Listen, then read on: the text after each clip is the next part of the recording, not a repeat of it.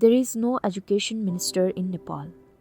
Education is an important aspect of a country's development and can have a significant impact on the lives of individuals and the overall society. It means the education ministry should be one of the important ministries of any government. But in Nepal, the greedy political leaders are destroying everything. We talk about the transformation of education in Nepal.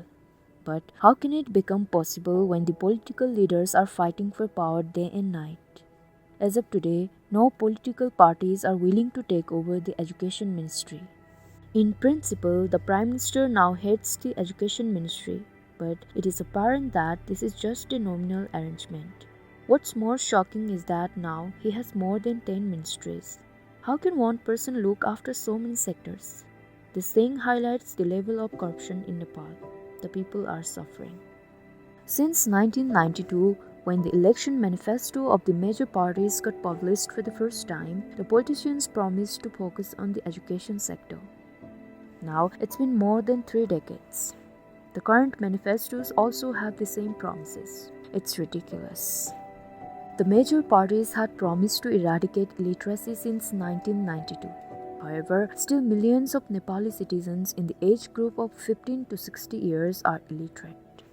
We walked with the kids of Sri Ganga Devi Basic School.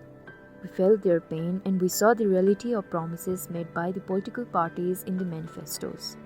In the political parties' manifestos, there are several promises that have been repeated, like community school reform, doubling investment in education, free education for all, etc. But none of the political parties has a detailed plan on how a budget can be increased from the current 11% to 20%. As of now, no political party is interested to head the education ministry. It means they are not ready to walk the talk. Perhaps that is why no one has written on how to implement the commitments made in the manifesto. It is very easy to speak and make promises before the elections.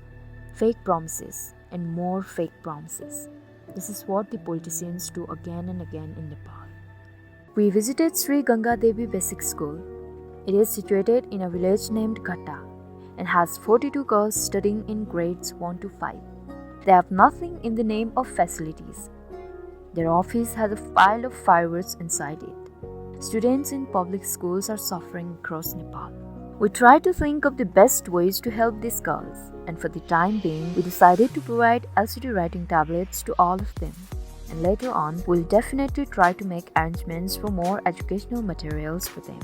When politicians and governments become extremely corrupt, people stand together for each other. Thank you everyone for making us able to deliver hope and happiness to all these young birds. They've sent a big hug for all of you. An educated human will choose an educated politician. Change will come. It will be a slow and gradual process, but it will come. Namaste.